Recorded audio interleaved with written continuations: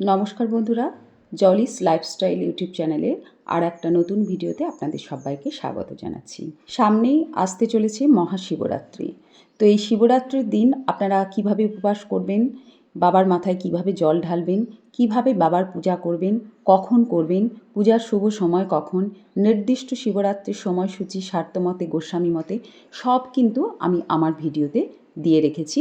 আমার ঠিক আগের ভিডিওটা দেখলেই আমার চ্যানেলে আপনারা সব কিছু পেয়ে যাবেন। আর আমরা সকলেই জানি শিবরাত্রি করলে শিবরাত্রির পালন করতে হয়। তো আমার আজকের ভিডিও হচ্ছে সেই শিবরাত্রির পালন পূজা পদ্ধতির ভিডিও। তো চলুন বন্ধুরা জেনে নিই শিবরাত্রির পালন ঠিক কবে পড়েছে, অর্থাৎ কোন সময় শিবরাত্রি পালন করতে হবে। আর শিবরাত্রির পালন করতে গেলে কি কি নিয়ম পালন করতে হবে, কোন মন্ত্র বলে শিবরাত্রি পালন করতে হবে, এগুলো আমি আজকে আমার ভিডিওতে সব কিছু বলবো। আপনারা ভিডিওটা স্কিপ না করে দেখতে থাকুন। তো চলুন আগে জেনে নিই নির্দিষ্ট সময়সূচি। আমরা জানি শিবরাত্রির দুটি মতে হয়, শাক্ত মত আর গোস্বামী মত। তো এবছরের শাক্ত মতে শিবরাত্রি পড়েছে বাংলার 2রা ফাল্গুন 1432, ইংরাজির 15ই ফেব্রুয়ারি 2026 রবিবার। আর গোস্বামী মতে শিবরাত্রি পড়েছে বাংলার 3রা ফাল্গুন, ইংরাজির 16ই ফেব্রুয়ারি 2026 সোমবার। এবারে জানব শিবরাত্রির পালনের সময়সূচি। শিবরাত্রির পালনের সময়সূচি শাক্তমতে হচ্ছে বাংলার 3রা ফাল্গুন, ইংরাজির 16ই ফেব্রুয়ারি 2026 সোমবার সকাল 6টা 59 থেকে সকাল 9টা 59 পর্যন্ত। আর গোস্বামী মতে পালনের সময় হচ্ছে বাংলার 4ঠা ফাল্গুন 1432, ইংরাজির 17ই ফেব্রুয়ারি 2026 মঙ্গলবার সকাল 9টা 59 মধ্যে। তো ঠিক এই সময়ের মধ্যেই শিবরাত্রির পালন পূজা করতে হবে। তো চলুন বন্ধুরা এবার ভিডিওর মূল পর্বে চলে যাই।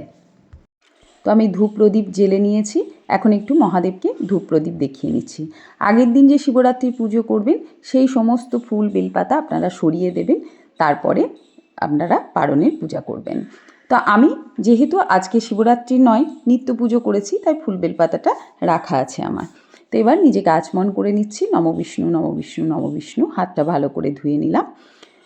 নম অপবিত্র পবিত্র বা সর্বাবস্থাং গতঃ বিবা যশ্বরিত পুণ্ডরীকাক্ষ সবাজ্য অভ্যন্তরসূচি নমসূচি নমসূচি নমসূচি। নিজেকে শুদ্ধিকরণ করে এবার পূজা শুরু করব। প্রথমেই মহাদেবের স্নানাভিষেক করে নেব। তার জন্য একটা পাত্র নিয়ে নিয়েছি। পাত্রে আমি চন্দনে 3টি ফোঁটা দিয়ে নিলাম। আমি এখানে অষ্টগন্ধা চন্দন ব্যবহার করেছি, আপনারা শ্বেত চন্দন ব্যবহার করতে পারেন। আর একটি বেলপাতাতে 3টি পাতাতেই চন্দনের ফোঁটা দিয়ে বেলপাতা দিলাম।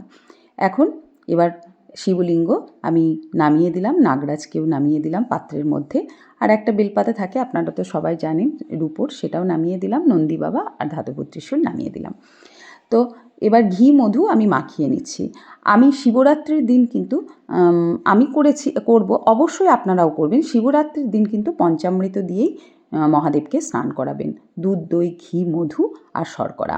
আপনারা এটা একে একে 4 প্রহরের করলে তো আলাদা আলাদাভাবেই দিতে হবে, আর এমনি একবার করলেও একে একেও দিতে পারেন, বা পঞ্চামৃত তৈরি করতে পারেন, করে নিয়ে তারপর ঢালতে পারেন। এই সমস্ত কিভাবে পঞ্চামৃত তৈরি করবেন, কিভাবে ঢালবেন, কোন মন্ত্র বলে ঢালবেন, সব কিন্তু আমার আগের ভিডিওতে পূজা পদ্ধতির, শিবরাত্রি পূজা পদ্ধতির ভিডিওতে দেওয়া আছে। আপনারা কিন্তু আমার চ্যানেলে গিয়ে ভিডিওটি দেখে নিতে পারেন। আর তাছাড়াও আমি ডেসক্রিপশন বক্সে লিঙ্কটা দিয়ে দেব। তো প্রথমেই আমি ঘি মাখিয়ে নিলাম। এবার বলি, পারণ পূজার দিন যে মানে পঞ্চামৃত দিয়ে স্নান করাতেই হবে এমন নয়। আপনারা শুধু গঙ্গা জলে সুগন্ধি দ্রব্য মিশিয়েও স্নান করাতে পারেন, আবার পঞ্চামৃত দিয়েও বাবাকে স্নান করাতে পারেন। সেটা সম্পূর্ণ আপনাদের উপর নির্ভর করছে।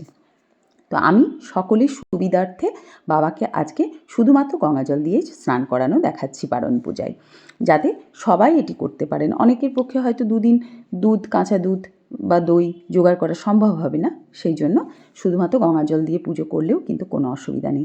আবার শিবরাত্রিতেও তাই, শুধুমাত্র গঙ্গা জল দিয়ে পুজো করলেও কোনো অসুবিধা নেই, তবে চেষ্টা করবেন পঞ্চামৃত দিতে। তো আমি এখানে ঘটিতে গঙ্গা জল নিয়েছি, এর মধ্যে দিয়ে দিলাম গোলাপ জল, কয়েক ফোঁটা অগরু, একটু চন্দনের গুঁড়ো, আর দিলাম একটু কর্পূর গুঁড়ো আর কিছু ফুলের পাপড়ি। এবার নমঃ শিবায় মন্ত্র বলে আমি মহাদেবকে স্নান করিয়ে নিচ্ছি। তো নমঃ শিবায় মন্ত্র হচ্ছে মহাদেবের সবচেয়ে প্রিয় মন্ত্র। এটা বলেই আপনারা পুজো করতে পারেন, জল ঢালতে পারেন, স্নান করাতে পারেন, সব কিছু করাতে পারেন মহাদেবকে। নমঃ শিবায়, নমঃ শিবায়, নমঃ শিবায়। এই নমঃ শিবায় মন্ত্র বলে আমি স্নান করিয়ে নিলাম। পারণ পূজায় এমন কিছু অনেক কিছু জোগাড়ের প্রয়োজন হয় না। অল্প কিছু জোগাড় করেই পারণ পূজা করা যায়। তো মহাদেবকে আমি পরিষ্কার বস্ত্রে মুছিয়ে শিবলিঙ্গকে আমি একটা পাথরের পাত্রের মধ্যে রেখে দিলাম। নাগরাজকে দিলাম, ধাতব ত্রিশূলও দিলাম, আর যে বেলপাতাটি আছে ওটিও দিলাম। আর একটি তামার পাত্রের মধ্যে নন্দী মহারাজকে বসিয়ে দিলাম। মহাদেবকে অবশ্যই আপনারা পাথরের বা তামার পাত্রের মধ্যে রেখে দেবেন। আর এই স্নান জলটা বাড়ির সবাই মাথায় ঠেকিয়ে কোনো ফুল গাছের গোড়ায় বা ভালো গাছের গোড়ায় দিয়ে দেবেন। এবার আমি মহাদেবকে চন্দনের তিলক দিয়ে দিচ্ছি। আমি এখানে অষ্টগন্ধা চন্দনের তিলক দিচ্ছি, আপনারা কিন্তু শ্বেতচন্দন বেটে শ্বেতচন্দনের তিলকও দিতে পারেন।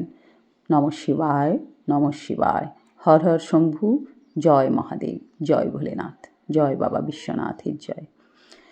তো আমি চন্দনের তিলক পরিয়ে দিলাম, নাগরাজকেও চন্দনের তিলক দিয়ে দিলাম, আমি বেলপাতাতেও চন্দনের তিলক দিলাম, আর ত্রিশূলেও চন্দনের ফোঁটা দিলাম, নন্দী মহারাজকেও চন্দনের ফোঁটা দিয়ে দিলাম।